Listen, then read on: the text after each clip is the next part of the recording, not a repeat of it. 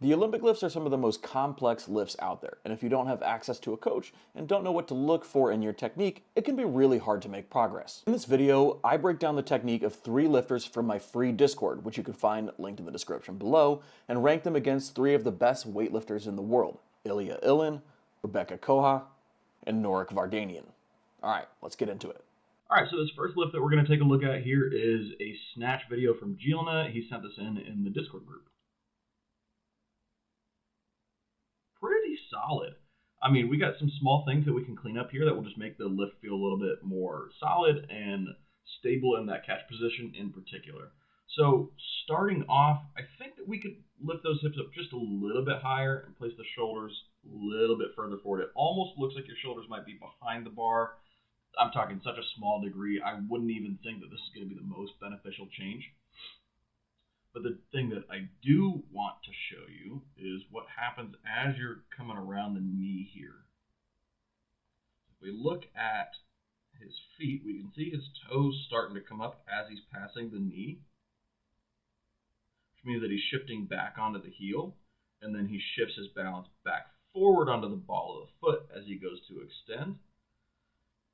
And then the bar loops around a little bit too much. And so when he gets into this catch position, he looks like he's actually going to be really solid, but that barbell has some backward momentum from this loopiness that causes him to shift back onto his heels like that as he's standing up. Now, it's light enough weight that it doesn't really make much of a difference for him, and he can still stand it up. But with heavier weight, that could be a miss behind, or it could just be a lift that doesn't feel like it's got enough power for you to be able to get under it. I would recommend focusing on staying mid-foot through the pull. So especially as you're passing the knee, not letting yourself shift back towards the heel like you are here. Okay. Then the second thing is, as we get into our power position, being less on the ball of our foot, but more in the middle of the foot so that we can extend straight up. And the bar doesn't have to go around quite as much. It doesn't have to make this big circle back behind. So mid-foot pressure should solve most of your issues. All right. Now let's go and take a look at somebody who does this really well. And that is probably one of the best technicians that I can think of. Norik Vardanian with this 171 kilo snatch at the 2015 President's Cup. You might recognize this backdrop from when Ilya clean and jerk 246, same competition.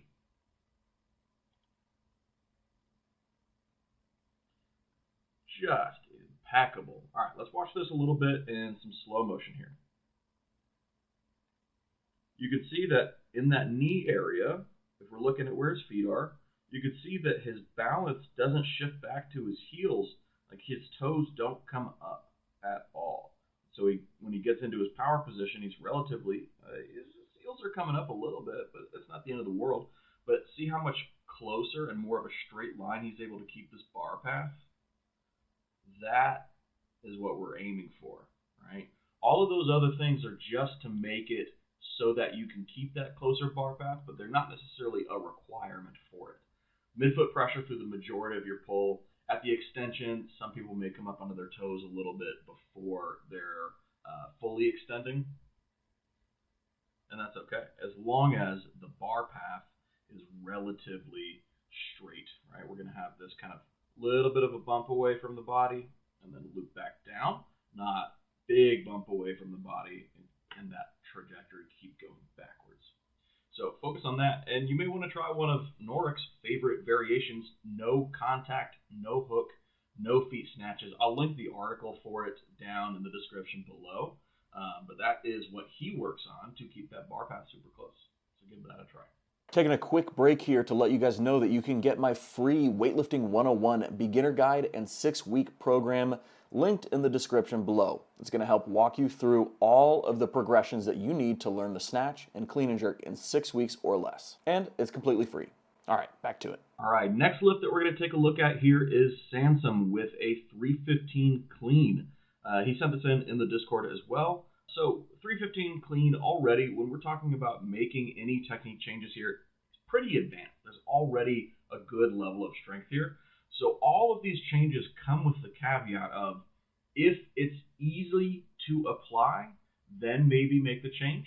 But sometimes, you may need to make a positive change, but but the amount of work that it will take to undo the old habits may not necessarily be worth it if you're still able to make good progress. So I'm going to give you some recommendations here, but take it a little bit with a grain of salt because of your more advanced level. So let's see what we got here. Okay. Good extension. Met the bar really well. That was great. But the big thing that I'm seeing, and the thing that kind of caught me off guard a little bit, just even in the start position, is how narrow your stance is in this starting position.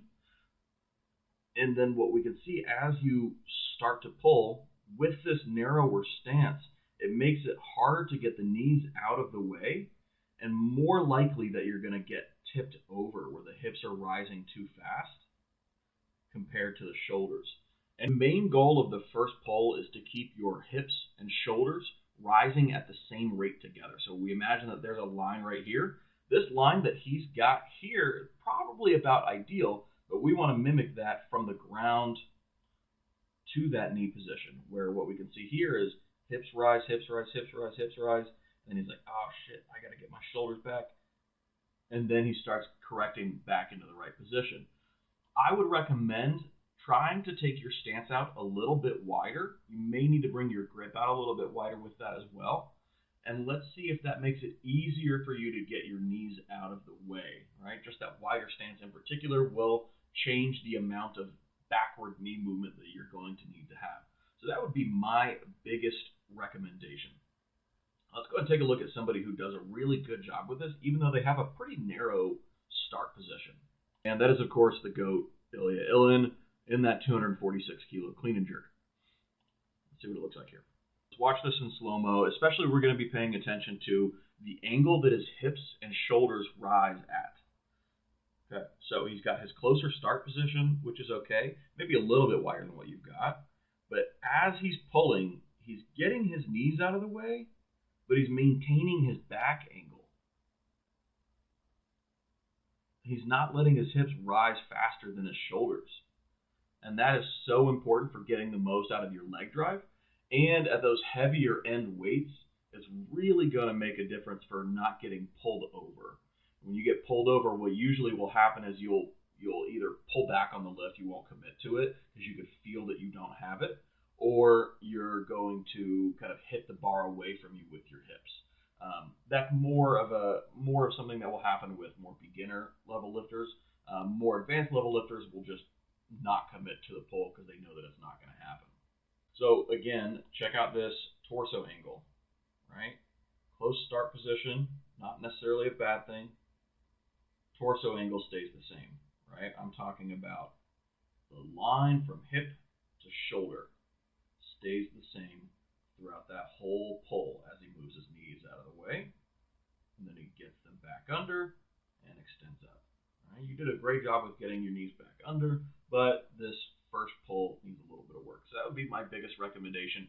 Try a wider stance. If that doesn't work, then see what you can do to dial in getting your knees out of the way while leading with the chest in that first pull.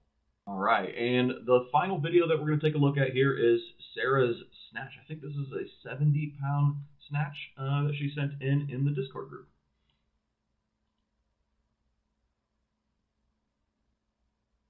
Okay, so we got a lot of the basics down. Good. There's some small things that we can clean up that will make this feel and look a little bit more snappy, like a weightlifter. All right. So first thing, in this start position, looks like your balance is just shifted too far forward. Looks like your shoulders are a little too far over the bar, and the bar's a little too far over, it looks like it's almost in front of your foot, where we want to shift this balance back so the bar is a little bit more over the ball of the foot, maybe even close to the midfoot. So pulling the whole balance back.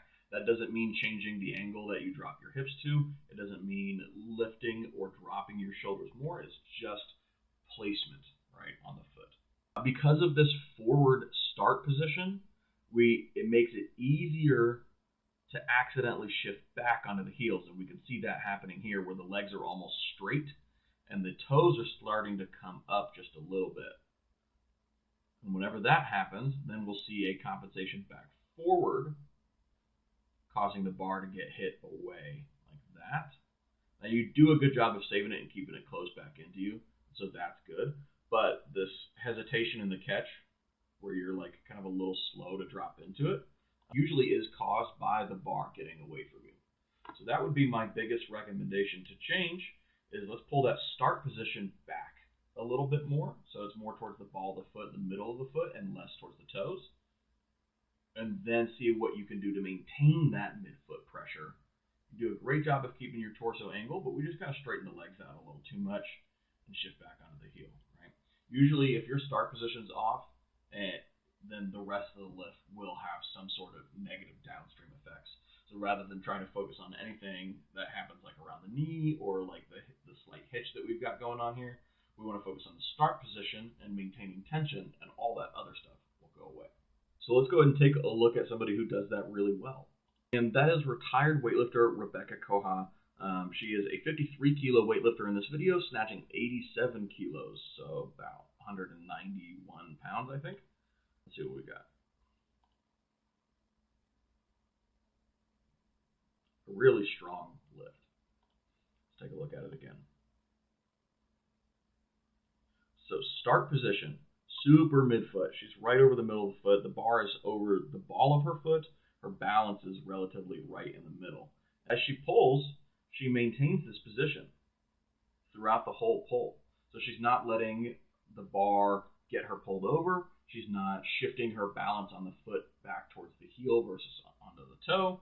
It just stays midfoot throughout the whole pull, and she goes straight up and down. That's our goal here. One more time. Oh, beautiful lift.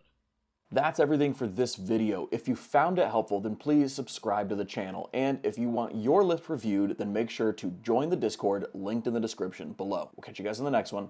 Bye.